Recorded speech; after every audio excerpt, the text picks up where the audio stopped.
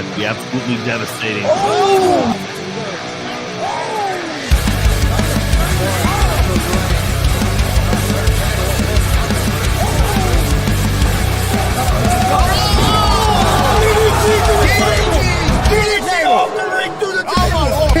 This is Joey Owens' show. They've been trying to get me on this broadcast forever, and this is the worst damn podcast I've ever been on. So you all can kiss my ass while I win this match.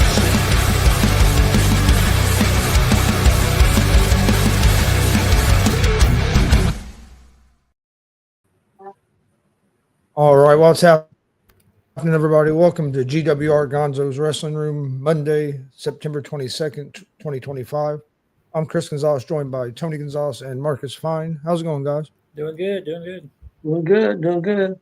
Warren Misery couldn't make it today. He's got some other things going on, so shout out to Warren. Hope he has a good day.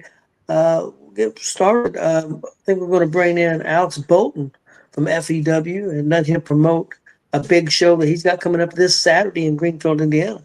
You know what? I was just thinking, Warren said he had to work, couldn't be on tonight. It ain't that. He getting ready for that Detroit Lions football game tonight. He's slacking to watch the football. That's why Warren is tonight. We'll call him out right now about it. How's it going, Alex? How you guys doing? I'm doing pretty good. I seen you online giving the New York Giants hell after last night's game. As the only person that I know that's actually a Giants fan, I think I had the right to be mad. Yeah, you was a little upset. Yeah, come on. It's like you got first and goal. You throw the ball up the freaking hall. Then you run on second down with a QB draw. And then you throw it away twice, including fourth and goal, and you throw the ball away. Don't even try to get it to a receiver. Yeah, I was pretty upset. Yep. Well, we got Alex on with us today. He's going to tell us a little bit about a big show this Saturday, September 27th in Greenfield, Indiana, FEW Supremacy. So, Alex, if you want to tell us what time the show is, how much it costs, all that good information, and tell us a little bit about the show. All right. Well, first, Warren's not here because he knows that, I'm the true ratings draw. So he didn't want to be here because he knows that I'm the ratings draw. So this makes sure that that's there. If you notice the last couple of times I've been on, he hasn't been on. He's intimidated by me. So let's start there. Anyway, so have you ever been intimidated by Alex? Is Warren? Yeah, probably. But yeah, so our show starts at doors open at 5, bell time's at 6. Tickets right now are currently $12. They go up to $15 at the door. We have some massive things going on. Obviously, we have the first ever North American champion going to be crowned with a 16-man one-night tournament. It's going to start with 4 fatal 4-ways, and then the winner of 2 will go. Match 1 and 2, and the winner of those 2 will face in a singles match, and then 3 and 4 will go in a singles match, and then finally the final 2 will have a match to determine the first ever FEW North American champion. Sounds interesting. We have Matt Diesel coming in to challenge Ashton Adonis for the FEW World Heavyweight Championship, which that match is going to be an absolute barn burner. Absolutely. I think that match right there is worth the admission. But, we have a lot of debuts, a lot of returns. We have probably Steve Butler's probably favorite match. We have all 4 members of Empire in the first Fatal 4-Way match. So Mikey Jenkins is facing JT Kirk, Matthew Grant, and Crystal Moon. With all the animosity and Empire snapping in half per se, we're gonna see who really comes out on top in this situation. We have Hank Calhoun facing Mike Noble and PD Skills debuting with and Colby Jack in the other one. That's we all know Hank Hank's no stranger to anywhere in Indiana, but I don't think any of these guys are really ready for this PD skill guy that is making his FEW debut. We have Cody Travers, which he impressed during the Kids in Carthage show, so he's coming in to face Jackson Morgan, Hemingway, and Bird. So that he has a heck of a debut match for FEW. You know, Jackson and Bird and Hemingway has been the pillars of FEW, and he has a long way to go to get to the championship match for sure. And then we have Connor Knox facing Tony Thunder, Ricky Guns, and Travis Moore. Ricky Guns, I don't know what his problem is, but you know, he's kind of aligned himself with Mark House, and I thought we were friends, and you know, I'm still trying to figure out everything going on with the Mark House situation, and I do have my attorney looking at the contract that me and him signed. But as of right now, it's looking pretty airtight. So we'll get it figured out. FEW faithful will always come out on top. You know, it's not FEW is not about one man. FEW is about the entirety of FEW, not about just one man. So Mark House's ego can get out of here. Sounds like you got a real good show, an action-packed show, a lot of matches. Yes. There's going to be a lot of action with fatal four-ways. You never know what's going to happen. Yeah. So the big main event, I don't know if it's going to be the main event, but the championship match, that's going to be that should be Diesel's very good. Heard a lot about him, and then of course I know the other gentleman. I've seen him quite a few times. So that should be a great match. Yeah, Ashton Adonis, he's demanded to face the best talent that we can get our hands on, and Matt Diesel said that there is no other talent better than him. So we're gonna find out. I've only seen Matt Diesel wrestle live one time, but I know from that one time that Ashton Adonis might have bit off more than he can chew. That sounds like a great show. Can you tell us again the time of the show, the date, and all that good stuff, prices and stuff? We're at the beautiful H.J. Rick Center, which I know you guys all love. It's a very unique venue for pro wrestling. It's 122 West Main Street in Greenfield, Indiana. Our doors open at 5, bell times at 6. Right now, if you go on FEW, FrontierEliteWrestling.com, tickets are $12. At the door, they're $15. Make sure that if you guys are buying your tickets online, you guys put in your favorite wrestler's code. Every single wrestler on our show has a code that helps the wrestler, that helps us, helps the wrestler. Make sure you put their code in just so we can see who really is the face of FEW. And I mean, I think the guys kind of have a little competition in the back about it as well. So how is that working? Is you getting a lot of response to doing that? A lot of people are using codes now, which is good. Ideally, I would like to see where every single ticket that gets sold has a code to it. It helps me, it helps them. You know, it's one of those things where whether it's even if you don't know somebody, every single code that's on there. I had a guy that was his first time ever coming last show, but he had went to the Bike Fest show. He actually reached out to me on my personal Facebook page and asked me one of the wrestlers' code because he wanted to come to the show, but he didn't want to buy the ticket without using this guy's code. Awesome, dude. So it's a great thing. I really encourage other promotions to do it. It really allows you to see like who the fans really are getting behind, and it's interesting to see 1 month somebody will use one code and then they'll use somebody else's code the next month. So it's very interesting to see just the dynamics of that. That sounds great, son. It's going to be a great show again. I know that Marcus and Chris feel the same way as I do, that they put on great shows there at FEW. Definitely go check them out. I don't know if Warren feels that way, but I won't speak for him. But, Warren's too afraid to show up. He doesn't want to be outshined. I know you and Warren has a rivalry, but You keep saying good things about FEW. We're not going to be able to have Alex on no more. His head won't fit in the screen. It's just gonna Well, Have you noticed that I've never had the same background? his head's pretty big already, so I don't, you don't Dang. need help in that thing. I'm, I I'm think getting I'm getting shade already. But yeah, they put on great shows.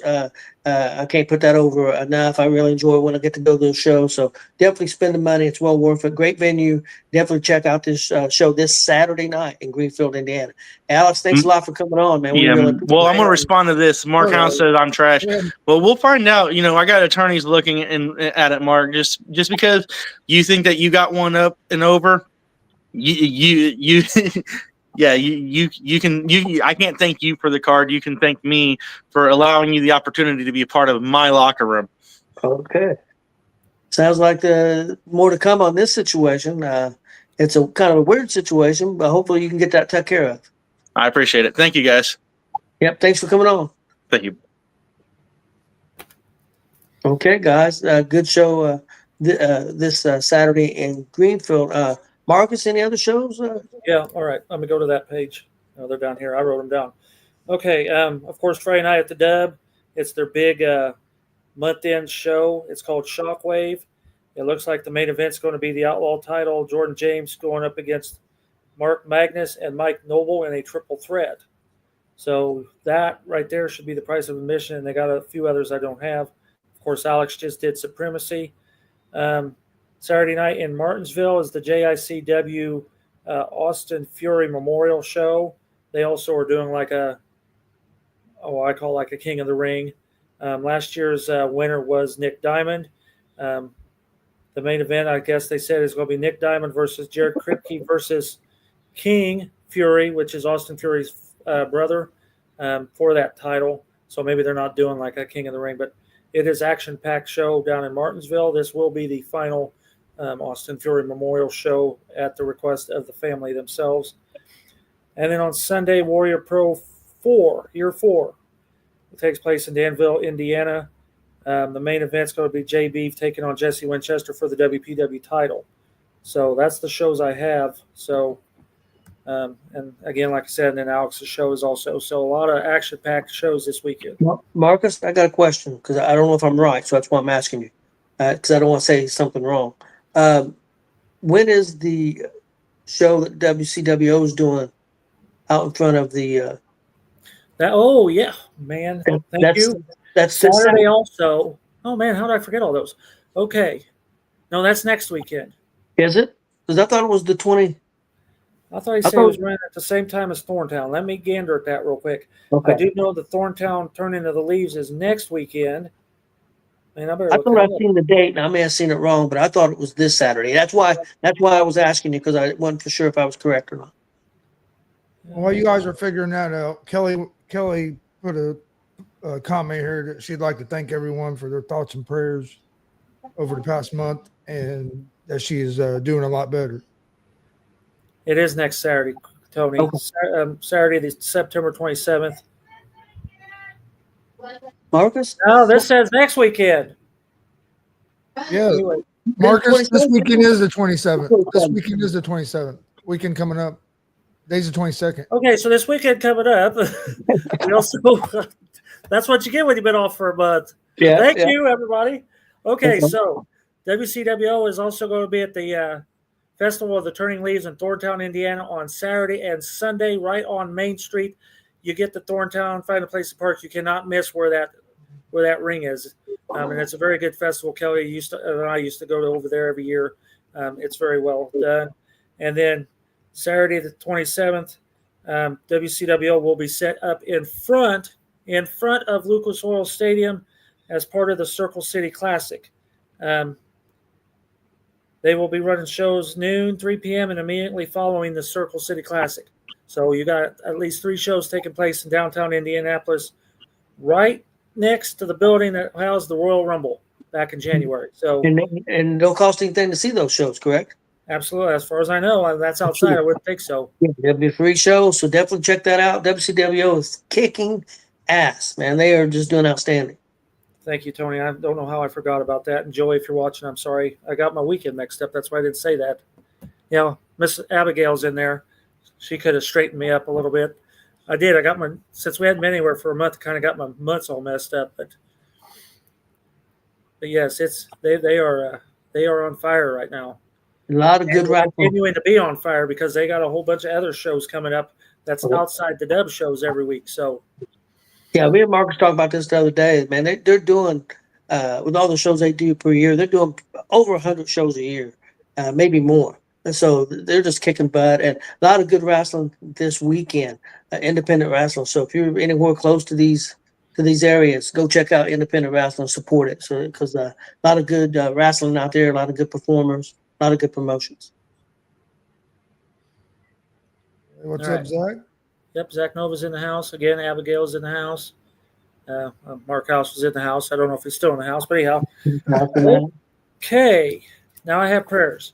Got an update on TJ Powers. We was talking about him last Monday. He was at the show on Friday. If you didn't know he had surgery on his back, you wouldn't have known he had surgery on his back. He is getting around very, very well. So continued prayers for continued healing there.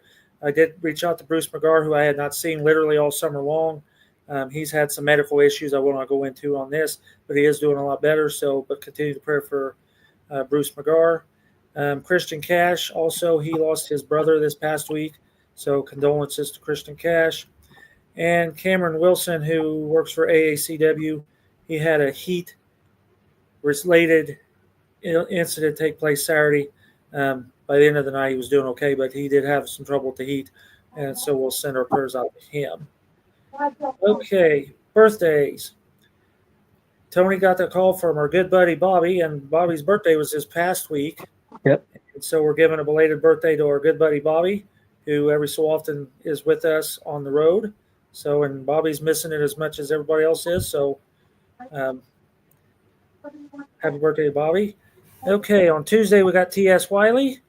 On Wednesday we have Andre Stray. On Thursday we have Max Sterling and Johnny Scrutch.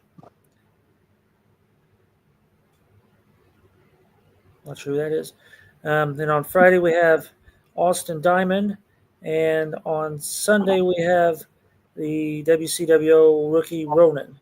And I got one more on here, but I can't remember who that says. All right, I have another one, but sorry if I forget your name, but I didn't write it down to where I can read it. Got a person in here from Maysville, Kentucky. Hello, David. Yeah, hello. Now I will go over results. Let me go back to that. Kelly and I finally made it back out in the world, and we was at the, well, here, let me do this one first. New Generation Wrestling, these are thanks to Larry Hughes. New Generation Wrestling was at the Bluffton Fair in Bluffton, Indiana on Friday the 19th. Get this. Juice Warta pinned Jeremy Hagley Friday night. Kelly's wrestling boyfriend Nerd beat CFR. Justin Myers beat Tate Manson. Excalibur beat Jet Sexton. Oh So Delicious defeated Will the Thrill and Chug. And I don't know which one of these would have been main event. Mitchell Taylor defeated Idle Hines. And Congo Kong defeated Andre Stray. That is a very solid card. Yes, it is. Very solid card. I wish I could have been in two places at once because I would have been up there as well. But Kelly and I returned back to our home base, I guess you could say. WCWO's Fan Appreciation Night at the Outlaw Arena, Indianapolis on Friday. Joey told me there was 250-ish there. Big crowd, big loud crowd. Saw half the WCW Tag Team Champions Timmy Jackson defeat Oso Pierce. Jackson Morgan and Will Asher defeated Max Sterling and Pogo. Sorry, he's getting tickled. Cameron Saturn defeated David Light. He is now the number one contender for the Gunslinger title. And he will take on Maliko this upcoming Friday. The Highlight Reel defeated Mike Noble and ZJK. Mark Magnus defeated Zach Nova, Troy Valentine, Cousin Cooter, and the Waterboy in a scramble match. WCW Gunslinger champion Maliko defeated Brody Botkins in a non-title. And Zay Gates with Billy Palmer defeated the WCW Outlaw champion Jordan James Skull Crusher via DQ, and Billy Palmer turned and attacked Zay Gates. And so then Zay Gates issued the challenge that Billy Palmer will take on Jackson Morgan on Friday. Zay will be taking on David White. So I did have a few more. Okay, then Saturday, Kelly and I was in Sharpsville, Indiana, back at the Sharpsville gym. AACW's Brawl in the Fall. Saturday, the 20th. Tanner Kelly defeated Jake Elliott. No, he didn't. Tanner Kelly with Jake Elliott defeated Will the Thrill. Tate Manson defeated Juice Horta. Hobo Jones defeated Strife, Eric Onyx, and Jake Elliott with Tanner Kelly in a fatal four-way. Hysterics defeated AACW U.S. Champion Cruiser with Jensen via DQ. And Jensen and Ajax defeated Honey Badger and the AACW Women's Champ Paige Jones. Main event, Congo Kong and Oh So Delicious defeated Nerd and the AACW Tag Team Champions Bob Steele and Cody Lee. My match of the night was the main event. Warren said his match of the night was the Fatal 4-Way. And then on Friday night, my match of the night was Maliko versus Brody. So a lot of good wrestling this past weekend as well. AACW probably brought in 75 people, which is not bad for a show running less than an hour from WrestlePalooza. They brought in 75 pretty loud fans, so it was a good show. All right, one more thing. Shirt of the week. I dug out a micro shirt. Oh, make me big. There we go. There's the micro shirt. This is from our good buddy Hot Rod. He was seen on the Discovery Channel show Little Brawlers that was back last year. He took on Little Show on the main event of that program. So there's the front of it, and it says something about Bruno Mars. It has nothing on him. I think these shirts are $40. You can get them on the microwrestling.com website or anywhere you can see micro wrestlers, whether it's in Pigeon Forge or their road shows. These shirts are available. So that is all I have. Awesome. Sounds like you had a good weekend, Marcus. Yes, I did. Kelly got wore out. She went to bed yesterday and didn't get up till this morning, but she seems to be in a lot better today. But it wore her out. We didn't even go out to breakfast with them like we do. As soon as the show was over, Warren and Stephanie helped us get her stuff to the car, and we headed on home. She was just pooped. So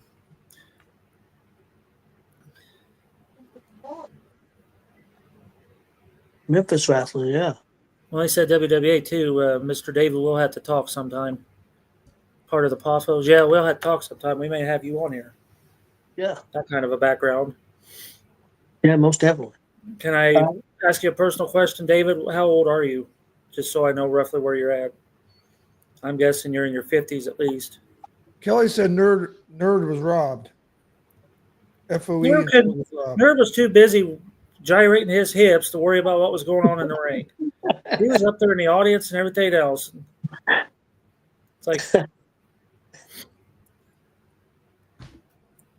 well, Kelly probably didn't see the rest of the match then. She was probably too busy following Nerd around. well, keeping an eye on him anyway. Yeah. Shout out to Travis Southern for filling in for Kelly on Saturday night too. Since Kelly couldn't ring announce, Travis, the general manager, stepped in, and it was a good show. It was a good show. That's good. That's good. That's awesome. Let's support independent wrestling. Well, guys, I don't think we have a whole lot more. I think we can bring in our special guest and go ahead. Your age, Tony. Huh? That David is at your age. He's 61. Oh, 61. Well, I'm 62. I'm a little bit older, but yeah, we can talk all day with you, David. Trust me. Oh, yeah, most definitely. But we can get our guest in here, and we'll get this rapid fire going. Marcus, if you want to, just do your question, then if you got some Warrens, do Warrens, so you can double up, and then I'll go after that, and then. Okay. Now I have 3 questions from Warren. 2 will be standard, but then that last one will be right after the funny story at the end. Okay. That says, his pick your favorite, which one I'm talking. Yeah. The one that Warren always ends with. Yep. Okay. Well, we got a special guest here for rapid fire, Bobby Blade. Welcome to the program.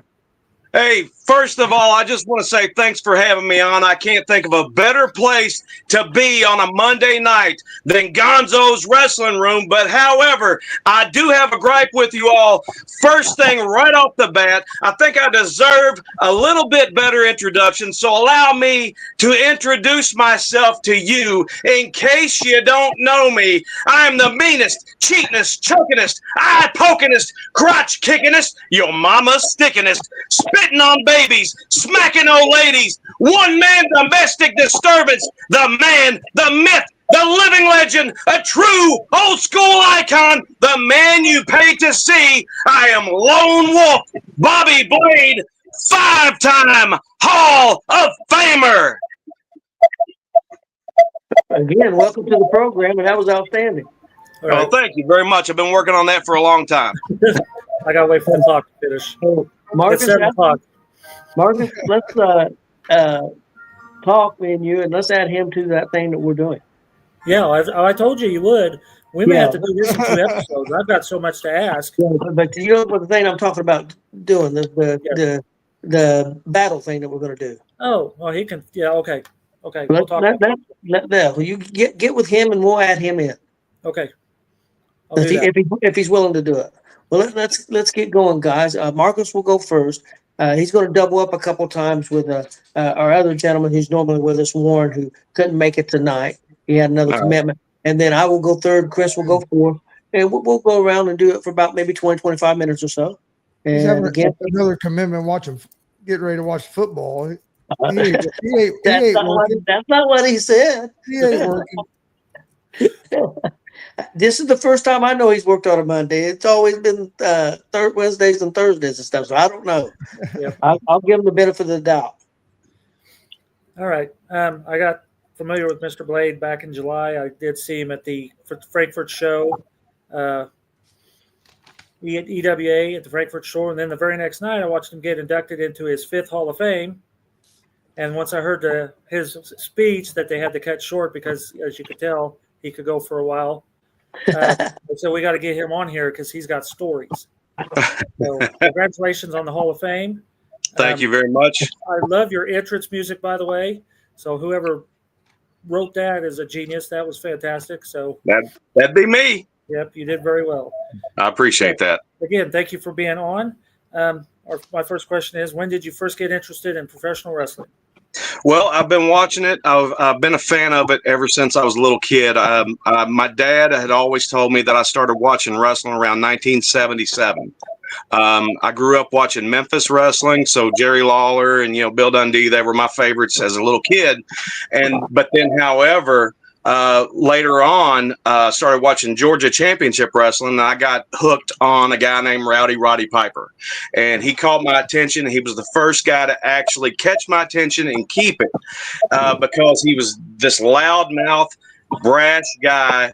And, he talked a bunch of crap and he was able to back it up. And that got my attention. And then, of course, too, when he ended up going to the WWF and the build up for the first WrestleMania and everything. And my father ended up taking me to a closed circuit location in a movie theater. And it was full, and I was the only person that was cheering for Roddy Piper and Paul Orndorff that night. So, Roddy Piper was the first guy to grab my attention and keep it. And when I saw that first WrestleMania, that's when I knew that I wanted to be like Roddy Piper. I wanted to be a professional wrestler. And everybody thought I was crazy, and then I actually followed through with it and actually became one. So, Roddy Piper was the guy for me. Yeah, fantastic. Marcus, do you have one? Well, first, I don't know if we've ever had anybody on here that's ever watched anything on a closed circuit. Because in the old days, that was cable. Yeah. So that's pretty awesome. You've seen the first WrestleMania in a closed circuit location. So yeah, sure did. It was great. The whole theater was packed, and it was, they were reacting just like they would at an arena and everything. So it was kind of cool. It was a cool atmosphere. Yeah, that's impressive. Yeah. Okay, this is from Warren. Warren always asks if you could go back in time and could get a front row seat to any wrestling event that ever took place, where would you want to be? Oh, that's easy. WrestleMania 3. The whole deal for WrestleMania 3, to me, it was the perfect wrestling show. You had Hogan and Andre on top to sell the tickets and the pay-per-views. And then you had that incredible Randy Savage versus Ricky Steamboat match. And then one of my personal favorite matches that people often overlook was Roddy Piper against Adorable Adrian Adonis. To me, that was my favorite match of that show. And it was just a fun little match. But, there's so many legendary things happened that night at WrestleMania 3. The quote-unquote 93,173 people in the crowd and everything. It's just the amazing shots that you saw. I think that would have been fantastic to have been there live and in person to see it all and witness everything. Yeah, that's what a lot of people say. A lot of people pick that. I agree with you. My question is, favorite wrestling matches you have seen live? Just a few. Oh, favorite matches I've seen live. Well, I did see. I was at the Iron Man match with who was it? It's when the Undertaker came back. Triple H and The Rock. Armageddon, I believe. No, it was Unforgiven. It was Armageddon, I believe, is what it was. 2000. It was in Louisville, Kentucky, so that's just about an hour and a half away from here. So I was able to go there, and I sat 2 rows from the top, and that was probably my favorite ever match that I've seen live in person. Also, too, I got to see Roddy Piper versus Ric Flair. Roddy Piper is going to factor in a lot of my answers, so I'm very biased to Roddy Piper, so Roddy Piper versus Ric Flair, that happened at Rupp Arena, which is just a couple miles down the road from me in Lexington, and in Kentucky, obviously. But that was a great thing to see. That was my first, my 2 favorite wrestlers, Roddy Piper and Ric Flair, facing each other, and that was in 1991, I believe, and that was an incredible thing too. Okay, Chris? First, we'll go with Kelly's question real quick. Uh-oh, here we go. Yeah, Kelly wants to know who your favorite super fan is, Kelly or Marcus?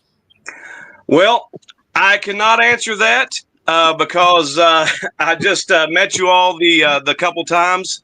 So I've just been on 2 locations with you guys. So you're both on equal footing with me. Okay, that's fair. My first question is, how long have you been in the wrestling business, and how did you get started in the wrestling business? Well, my first match that I ever had was August the 7th, 1991. That was in Scottsburg, Indiana, and it was on a Wednesday night of all things. I had went to school with a buddy whose brother-in-law wrestled. And, of course, I kept begging my buddy. His name is Jimmy Lamb. And went to school with him forever. And he had started wrestling, and I started bugging him, please get me in, please get me in, please get me in, and he never would do it. So I just kept begging him, and then finally I came across a chance meeting with Handsome Jimmy Valiant while I was at a grocery store, and talked to him and talked about coming up to his camp and all that stuff.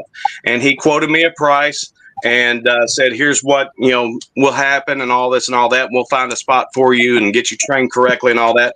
So I'm all excited because I just met Handsome Jimmy Valiant. I go back and I call Jimmy Lamb and say, hey, I just met Handsome Jimmy Valiant, so on and so forth. And he said this and blah, blah, blah, and go to Shawsville, Virginia, and it'll be this much and everything. He says, don't do anything just yet. I'll talk to my brother-in-law. He talked to his brother-in-law. The very next day, his brother-in-law, who was a guy named Mr. Irresistible Terry Embry, ended up calling me and offering to train me. So he started showing up over at my house, actually, and started, he laid out like some carpet padding in the backyard and started training me there. And then eventually we ended up moving to a ring, and he started training me in there. And I didn't know a whole lot, but I thought I did. Ended up knowing enough to get through my first match, barely. And that was with Mr. Irresistible Terry Embry in Scottsburg. We went 4 minutes and 28 seconds, and I went under. And it was a great learning experience. Never been through anything like that in my life. But August the 7th, 1991 was my first match. Okay. Sorry, I ramble a little bit. So You're fine. You're fine.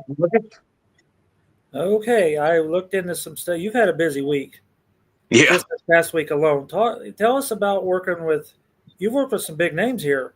Booker T's one that popped out. Tell us about some other names and what it's like to work with these bigger names. Well, see, I worked with Booker T in New South Wrestling a couple of years ago. He was amazing. He came to the show just to do like a meet and greet and then manage a guy named Matt Bine, who was working at the time as Matty Ice.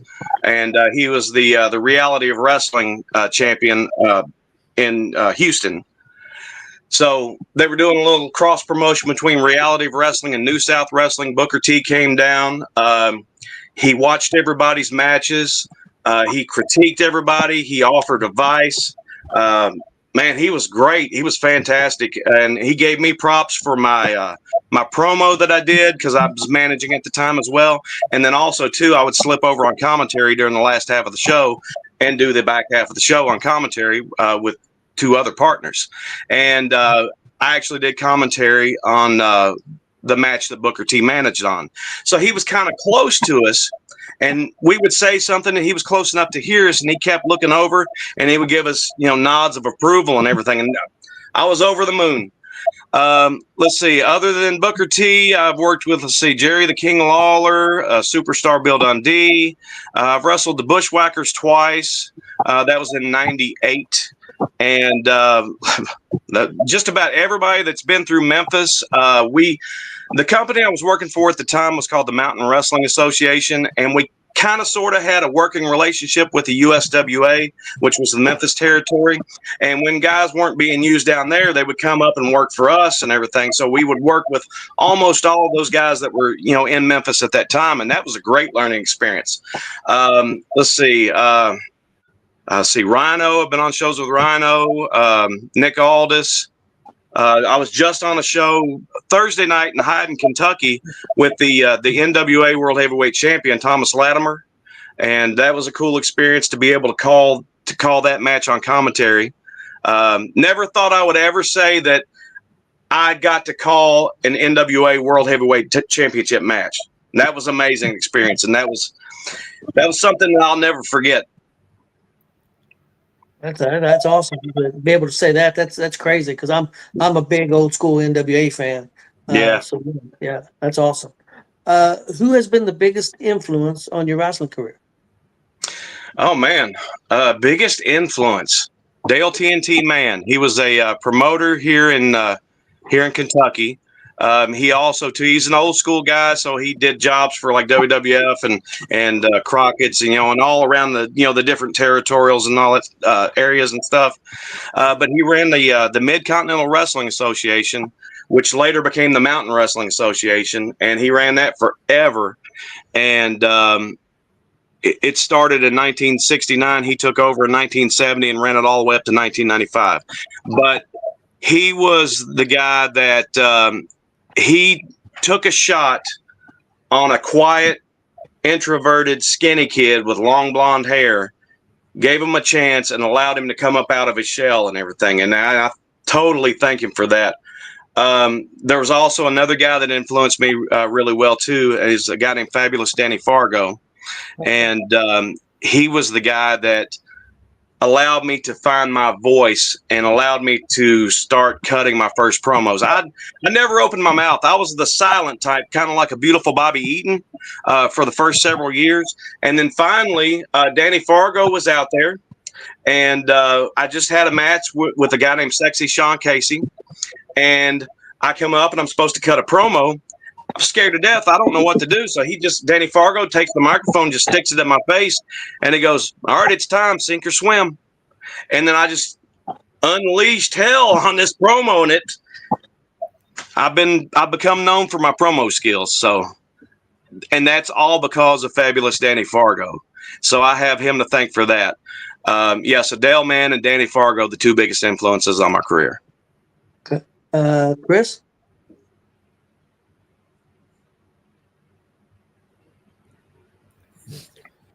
Excuse me, struggling over here for a minute. What's the one thing you love the most about the wrestling business, and something you hate about the wrestling business? The one thing I love the most about the wrestling business is the payoffs. Some good hot dogs. I say he loves these hot dogs.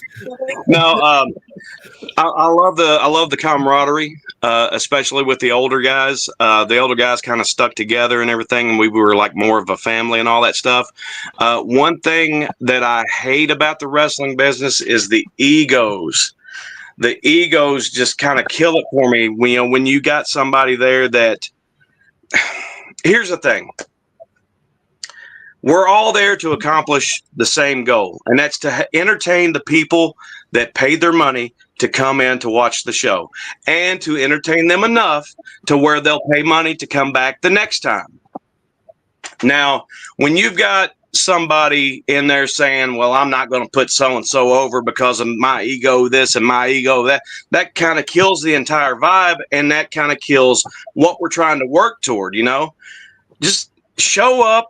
Shut up, listen, close your mouth, open your eyes, open your ears, do what you're told to do it to the best of your ability. Make sure that every single person in that building is entertained and wants to come back. And make sure that they want to come back to see you, the person that you're working with, and the entire company as a whole. But yeah, egos kill that. Marcus? Hey, real quick, Marcus, before you go, we had a question in the comment section. All right. David wanted to know who would be an opponent that you wished you would or could have a match with. David's stealing questions. Well, is that alive or dead?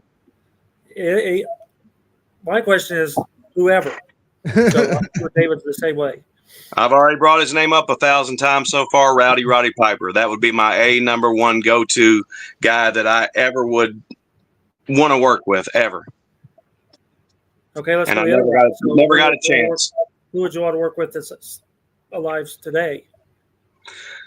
Not really anybody, because that part of my career is over with, the in-ring part.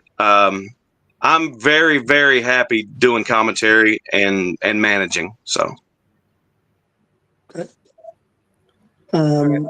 Marcus? Okay, I don't know this story, and I'm not sure these guys do either. Tell us about this Dairy Queen that Jim Cornette went nuts in. What's that story? You don't know about that? The video's on. Oh man, the video's on YouTube. It's amazing. Oh, okay. So the whole story is Smoky Mountain Wrestling ran Hyden, Kentucky, at the Richard M. Nixon Center, and then after that, the only place in town there is the Dairy Queen to eat. Well, they get in the car, and it's I believe it's Mark Curtis, referee Mark Curtis, I believe, is driving. I might be wrong in that. But then Jim Cornette's riding shotgun, and then you got Chris Jericho in the back and Lance Storm in the back. Chris Jericho is filming. They go through the drive-through of the Dairy Queen, and they order a bunch of burgers and all that stuff and a single banana. So it's a really weird order. So they pull up to go get to pay for the food and all that stuff. And the woman that was working the drive-through did not believe that they were being serious about that order, so they just didn't make it. And Jim Cornette's like, "What do you mean you didn't make it?" And then he proceeds to go crazy on this woman for the next 10 minutes. He jumps out of the car, puts his head in through the drive-through window, starts screaming at her, calling her all kinds of names, calling her everything but her own name, called her some stuff that you'd be embarrassed to hear. And it's just the most amazing video. It's so funny. But anyway, we did a show in Hyden, Kentucky on Thursday, and I was more giddy and happy and excited to go to that Dairy Queen than I was to go to the actual show. So I go to the show and I take pictures and everything, or go to the Dairy Queen and take pictures, and it's just so amazing. And I'm sitting there and my girlfriend's with me, and she's like, "Why are you so smiley?" And I'm like, "You just don't understand what happened here. I don't understand why they don't have a statue of Jim Cornette out front, or at least a poster hanging up or something." I was so amazed and enthused to be at that particular Dairy Queen. Man, that was great. Yeah, I highly just look it up on YouTube. Jim Cornette Dairy Queen incident. It's the funniest thing ever. No, we'll have to look that up. It sounds like Jim Cornette. That's for Oh, sure. yeah. Oh yeah. I thought he had an incident at a Wendy's also, but I could be mistaken. But I thought he had one there too. I know he doesn't like Wendy's fries. Yeah. Marcus, do you have one for Warren? Yeah, I have another one for Warren. Okay. Let's see if I can word this right. If you could go back in time and change the outcome of if you could go back in time and change the outcome of a result to a match or a situation that took place, what would it be? Okay, this is an easy one. Okay, you remember when they did the test in Stephanie McMahon wedding?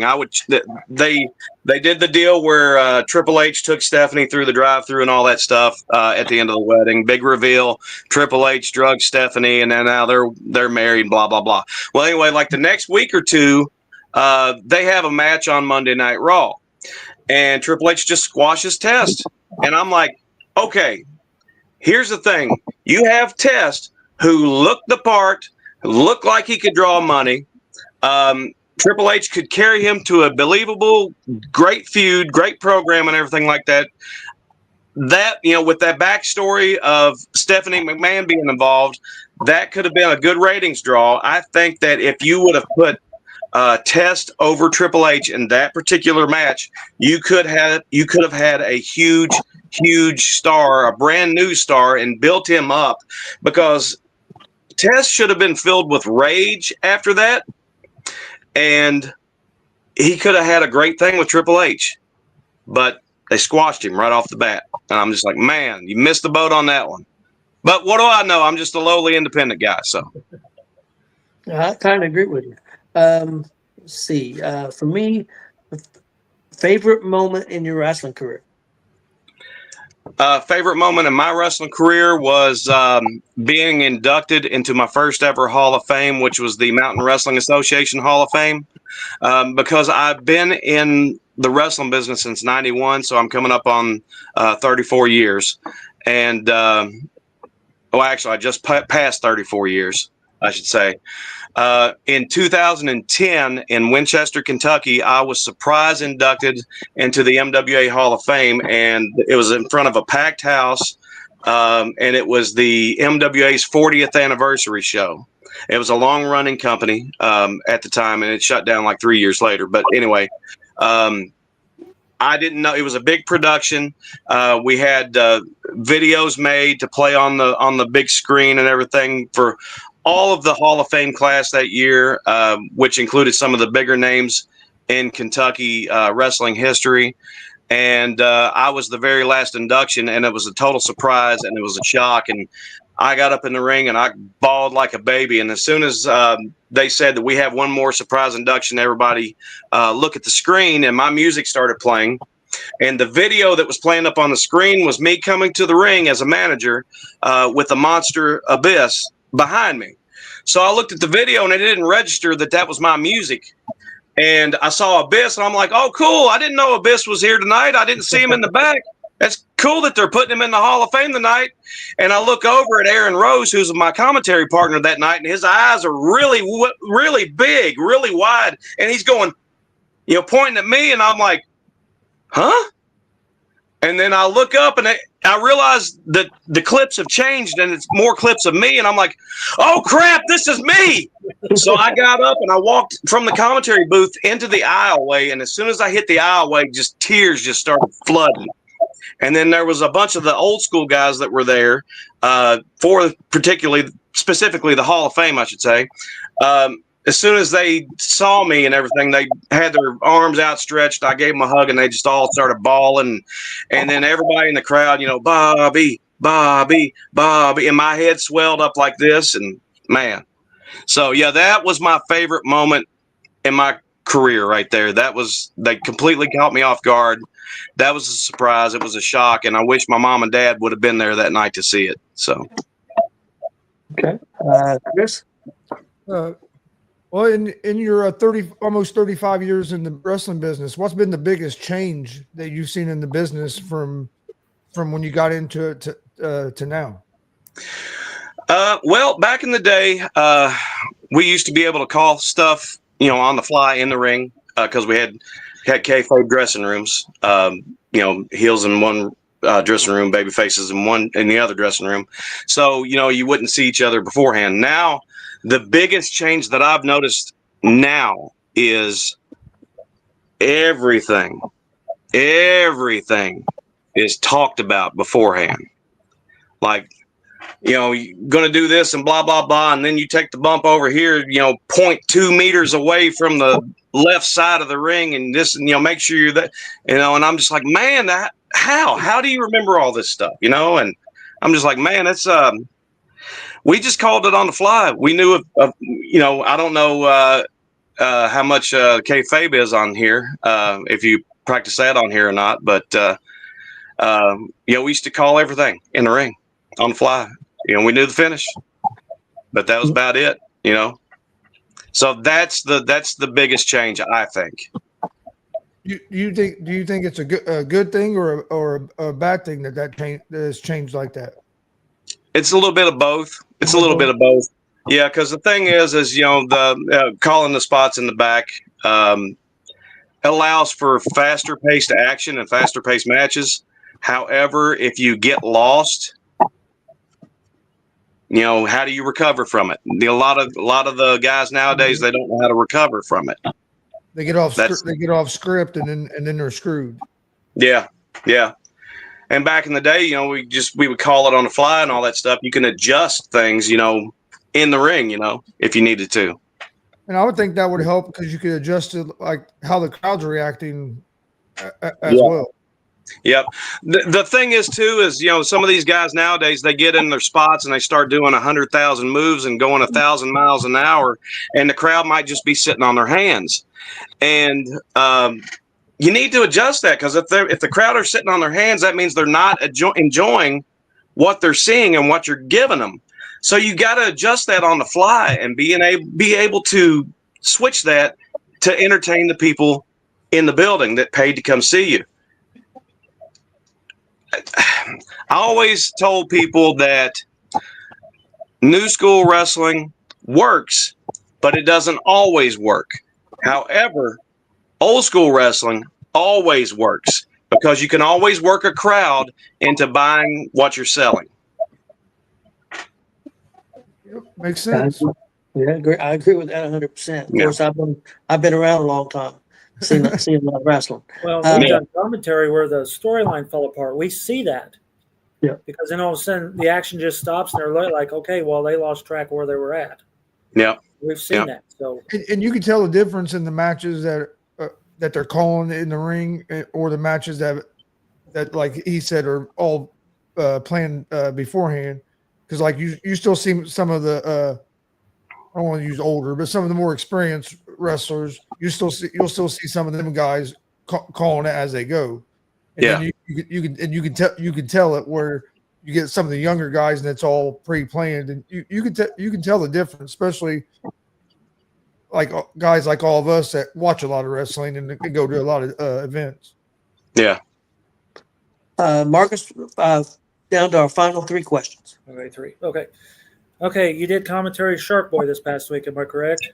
Yes, I did. That was cool. Okay, who else have you done commentary with that's you just was thrilled to be doing commentary with? Well, I have a couple of great teachers. I recently just started doing commentary just a few years ago.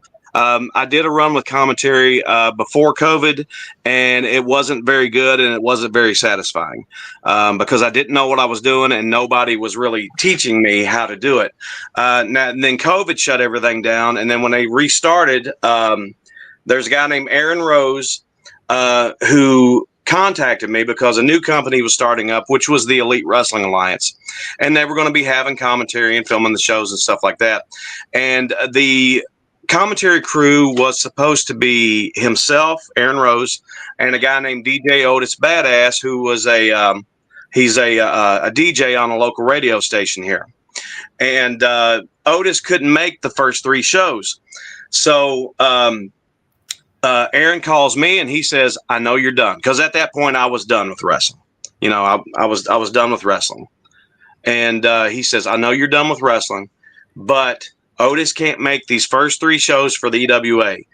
Will you be willing to step in for only 3 shows and take his place and help us out.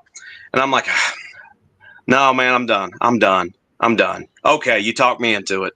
It didn't take much talking to get me to convince me.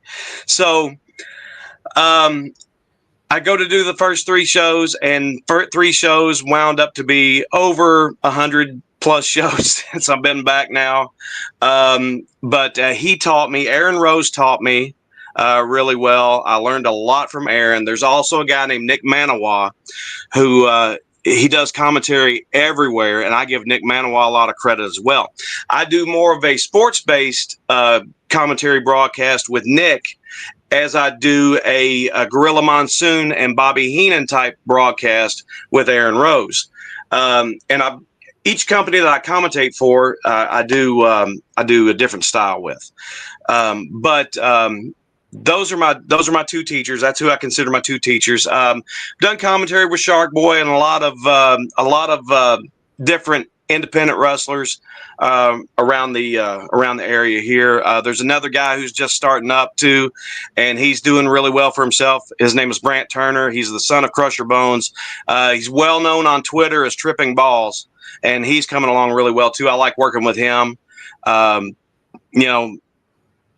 commentary has been the most fulfilling part of my career, I think. I agree with that. Sorry, I got a little off track there. No, that's fine. You got anything else from Warren, or is that going to be at the end? Well, that'll be I have his last question. So, okay. Let's see. Favorite meal to eat? Favorite meal to eat? Any kind of Mexican meal. Any kind. I love it. I mean, just any.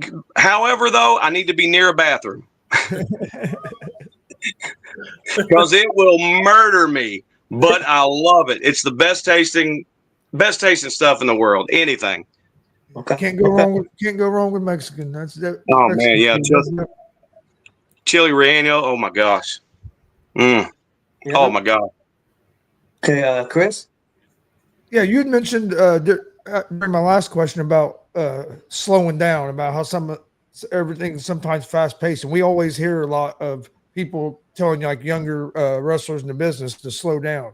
Yeah. What does slowing down mean to you? Slowing down means means giving the audience enough time to digest what's happening and to let the story marinate. Let what they're seeing catch up in their brain and everything to where it all comes together to them and makes sense. If you're going 100 miles an hour, people don't have time to react. It looks pretty, but I mean, it's like a dance recital, and when you slow it down, you might be able to get like 3, 4, 5 moves in and then slow it down, let the crowd react. Do a couple more moves, boom, boom, slow it down, let the crowd react. The whole thing is we're trying to entertain the people and trying to get them to spend their money the next time, trying to get them to go to the gimmick tables and spend money at the gimmick tables, if I'm merch and all that stuff. Slowing down means to savor the flavor, to enjoy the steak that you're eating, as opposed to just gobbling it down and still being hungry. Does that make sense? Yeah, it makes a lot of sense. Yeah. Well, that's a big problem I have with AEW. And I watch AEW every week, and I still, they do enough to keep me coming back, but they don't sell, they don't let things breathe, and they don't do facial expressions very much. Yeah. Just all moves, and I get bored.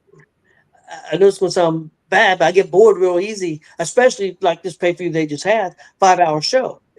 I want now like the first match they had on that show, you had Edge and Christian and FDR. Them guys know how to sell. They know how to let things breathe. It's one of my favorite matches on the show. But a lot of stuff is just so fast paced and so quick.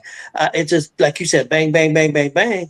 And honestly, you'll say it's a good match, but it's hard to remember anything that happened in the match other than maybe one big move.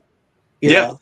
Yeah, and it's like you also said earlier, in your statement there and everything too, that the facial expressions are a big part of it. The thing is you got to, I think I was always like a cartoonish type character, and I was always doing the wide, eyes and the, oh my God, blowing the cheeks out and all that stuff.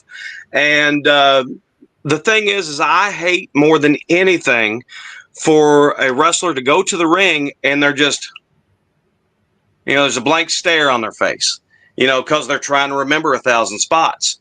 There's a blank stare on their face and everything like that. Nobody cares, but you go to the ring and you got charisma. Charisma makes or break a match. It makes or break a wrestler.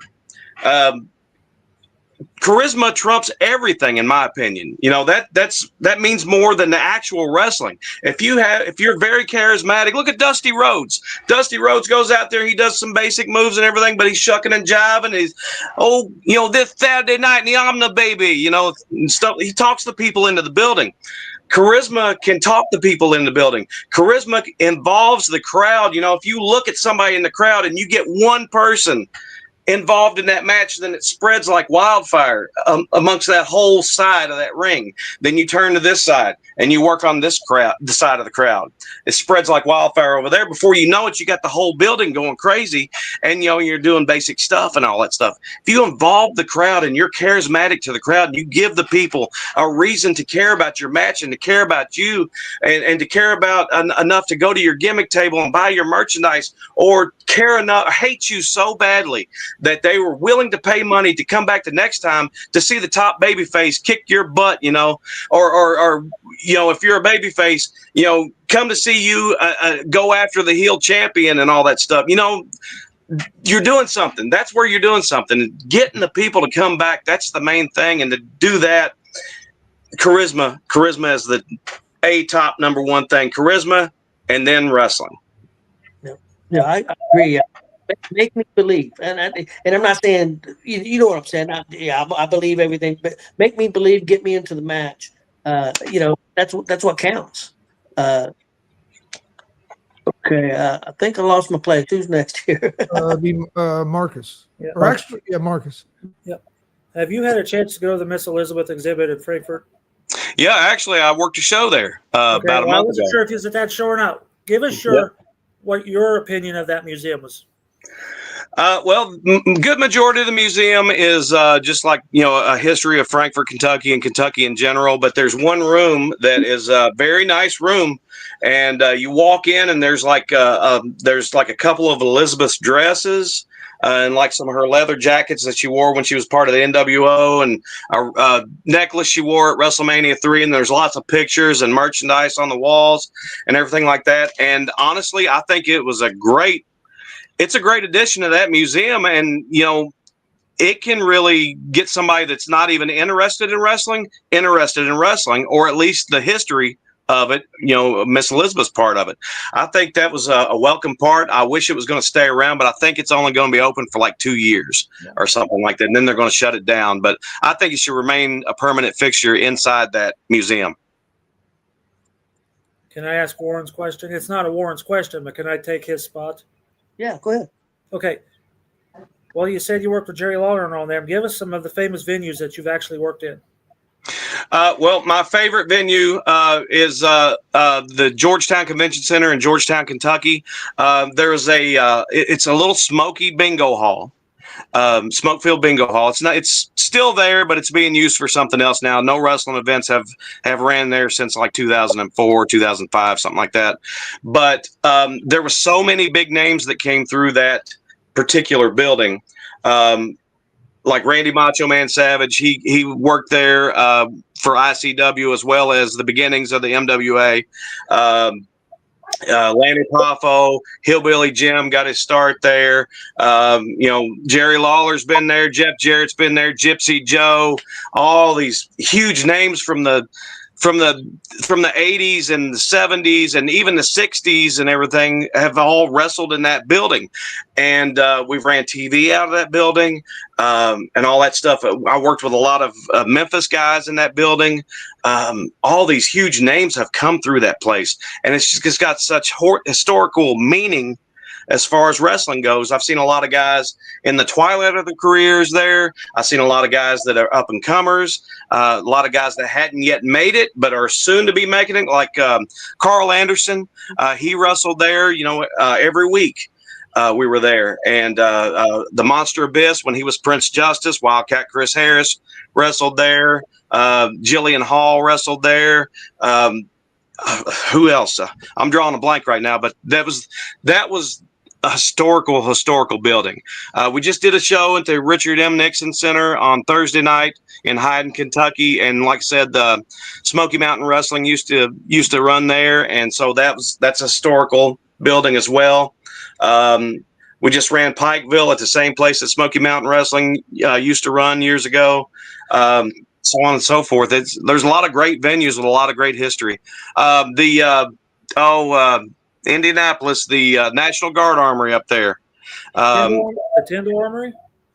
It's the great big one. Oh, that's the one Joey ran in. Yeah, I know where you're talking. Okay, Yeah. Okay. Yeah, a guy named Dave Reardon used to run IWF there. I've worked in that building, everything, and a lot of history in that building as well. All kinds of places. But my favorite one is the Georgetown Convention Center. Not a big size building or anything like that. You look at it from the outside, doesn't look like anything special, but a lot of history and a lot of big names, a lot of people that, made big money in their careers that wrestled there. A lot of people before their prime, past their prime, during their prime, they've all wrestled in that building. Okay. If you could be any pro wrestler or wrestling personality for a day, who would it be? Rowdy Roddy Piper. I had a feeling that's who he was going to go with. Yep. Since I kind of knew that, could you give me one more? Okay. Let's see. Probably, I don't know, The Rock. All right, Chris. If a young man or woman came up to you that was going to get into the wrestling business, what would be your best piece of advice that you would give them? If you're really serious about it, find a reputable trainer or a training school to attend. If the trainer has not made a name for themselves, then that's not a good trainer. If they can't make themselves a star, how are they going to make you a star? Also, to know when to leave. Have a plan. Have something to replace wrestling when you do leave. As soon as it stops being fun, get out, because there's nothing worse than being in the business when you're not enjoying what you're doing anymore. Slow down. Learn to use this. The more you learn to use your mouth, to work the crowd, and once you learn how to work the crowd, the less you have to destroy your body. Get out before major damage happens. So. All right, Marcus, the final question. There is one in there, Chris. Second one. Yep, there you go.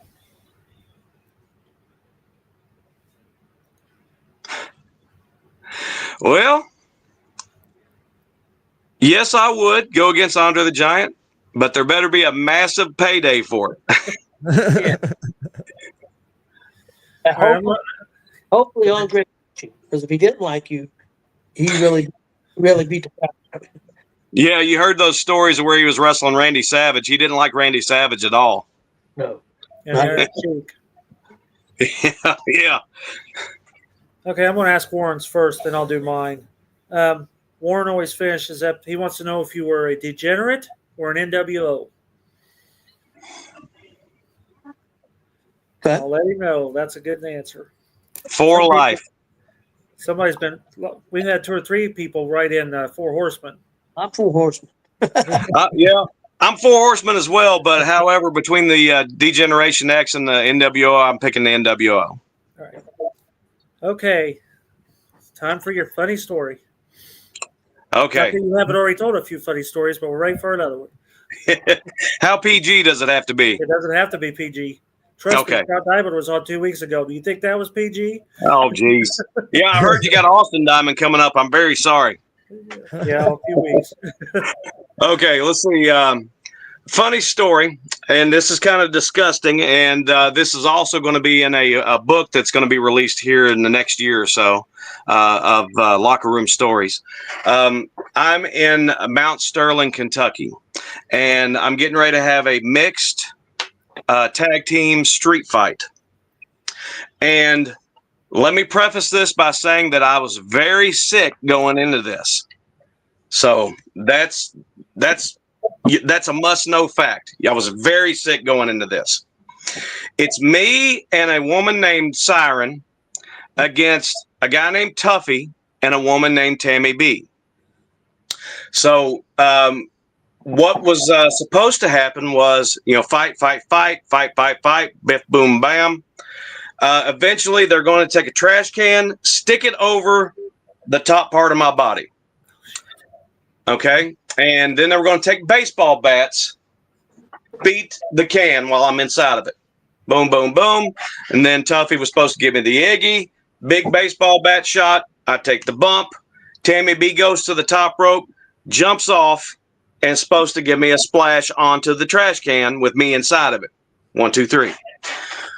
Now, what actually happened was, remember that I was sick. They put the trash can over me. They get the baseball bats. They start beating me. I can't hear them because they're beating the trash can, and it's so loud in there that I can't hear Tuffy give me the Iggy. So finally he goes, wham! It's real super hard with it. It kind of caves in toward my face a little bit. And I'm like, well, that must be the big shot. So I take the bump. I go down. And Tammy B is supposed to jump off the top rope with a splash. Boom.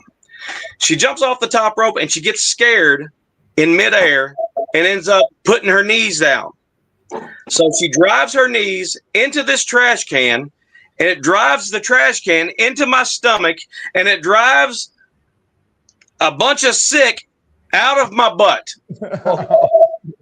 And I immediately smell it.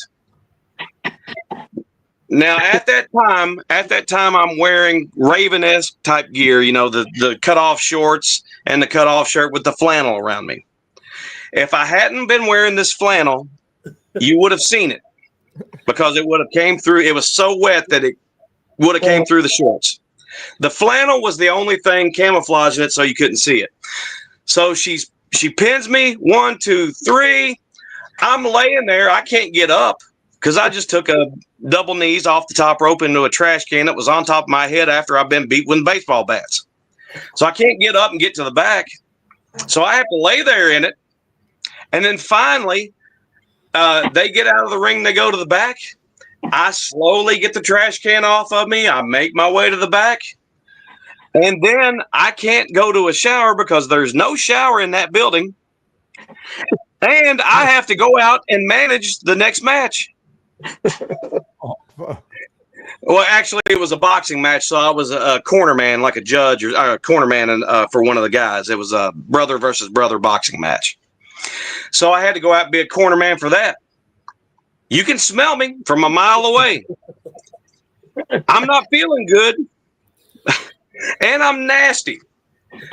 So I'm just telling them, hurry up, guys, hurry up, guys, hurry up, guys. Take it home. Please take it home. Please take it home. Please take it home. Nope, they take their time. There's 12 rounds of boxing. They take it to the 12th round. I'm like, so it's over with. As soon as it's over with, I jet to the back. I'm like, crap, I can't get changed in the back because people will know. So I grab my money. I grab my gear. I go out to my car. I throw a towel down in my driver's seat. I sit down. I go to the rest area. I take my gear bag in with me. I'm still wearing all of my nasty, filthy, sweaty, stinky gear. I go into the stall. I go in there, take the clothes off. I take the nasty, soiled underwear and plop them down on the floor. And you hear the splat, and it's nasty. So I get myself cleaned up. I put on my street clothes and everything. And then I left all the nasty stuff there on the floor in the rest area, took off out of there. So some poor guy that was working the rest area had to clean all that nastiness up. And I feel sorry for him. But I never went back to that rest area ever again after that. Never once ever again. Oh, Awful. that's crazy. Funniest person you have been around in a pro wrestling locker room? What's that now? Funniest person you have been around in a pro wrestling locker room? Oh, geez. Oh, man. Barry Horowitz. He was hilarious. Very Yeah, we cool. were in Boonville, Indiana, at the 4-H building. We were running a show there, New American Wrestling, and Ian Rotten was on the show, and Barry Horowitz was back there as well. And those two were talking to each other, and they were cracking jokes back and forth. And Barry Horowitz was hilarious, man. He had everybody in that dressing room just rolling. Great guy. I wish I'd done more shows with him, but sadly, that was the only show that I've ever done with him was that night. Okay. Chris? All right. What I'll do with my last question is I give you a chance basically to promote yourself, tell people where they can find you, social media, any upcoming shows, merch, any of that good stuff. Okay. Well, my next 5 appearances, I will be in Pineville, Kentucky this Saturday night, 9/27, for Appalachian Mountain Wrestling. We'll be filming a couple episodes of Showdown that night, which is the AMW TV show that airs on YouTube. October the 4th, I will be at Generation Next Pro Wrestling for the Gen Next Rumble in Cynthiana, Kentucky. October the 5th, I will be at the Kentucky Wrestling Federation Chase for the Championship Round 2. That's the KWF Heavyweight Title Tournament, and that's in Frankfort, Kentucky. October the 11th, I will be at the Elite Wrestling Alliance for Hardcore Havoc, and that's in Danville, Kentucky. And I'll be involved in the main event that night. Picture Perfect Jordan Cage, which is the guy that I manage. He will be defending the title that night against Adrian Alexander. And then on October the 16th, I will be at AMW Showdown Halloween in Jenkins, Kentucky. After that, I've still got a ton more shows lined up for the rest of the year, and I got bookings going in next year, and it's really crazy. I'm really, really busy unexpectedly at 51 years old. Social media, you can find me on Facebook, Lone Wolf Bobby Blade or Bobby Blade. The thing is, though, is if you send it to the one that is just Bobby Blade, send me a message to let me know where you saw me at, because I'm very picky on that one, because that's kind of my personal page. Lone Wolf Bobby Blade's more wide open. You can find me on Twitter at Old School Icon. You can find me on Instagram at IndieX Blade. You can find me on TikTok at I think it's just Bobby Blade there. Is that it? I think that might be it. I think that's it for social media, maybe. Well, I want to tell you, it's been one of my favorite guests that we have had. Oh, thank you very much. This has been outstanding. I know Marcus is going to get with you about something that we got going on, and maybe you'll want to be a part of it, maybe not, but Marcus will get with you in the near future on that. Again, thank you for coming on. Greatly appreciate it. Thank you guys for having me. This was a blast. I've loved my entire stay here today. Good. And hey, we'll have you on again sometime. All right. Thank you very much. Yep. And thank you for coming on, and you have a good night. All right. You too. Thank you, guys. Yep. Have a good night. You too. Well, guys, you got anything else before we get out of here? No, just remember, there's a lot of wrestling again this weekend. Yeah, a lot of great Not only wrestling. here, but if you listen, Kentucky's full of it too. So if you're even further south, Yeah. No, hit those shows. one thing I got is I agree with you that tonight's show was great. And then please hit that subscribe button on YouTube at Gonzo'S Sports Room. Please check us out on Instagram, X, Facebook, all social media is at Gonzo'S Sports Room. And then also don't forget our Facer Hill Pro Wrestling Talk on Thursday nights. We'll be live this Thursday at 8 p.m. Eastern for that. And then we'll be back next Monday with GWR. And we're going to be adding very soon some new stuff to the show that I think is going to be really, really good, really exciting. Hopefully it goes over well. So be tuning in for that. Keep an eye out. All right. Well, we appreciate everybody watching, and we'll see you next Monday night right around 6:30.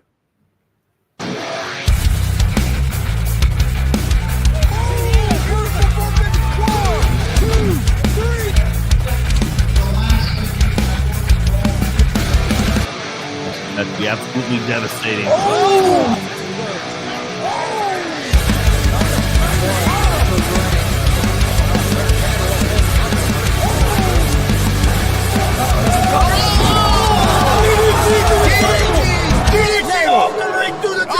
Here, this is Joey Owens' show. They've been trying to get me on this broadcast forever, and this is the worst damn podcast I've ever been on. So you all can kiss my ass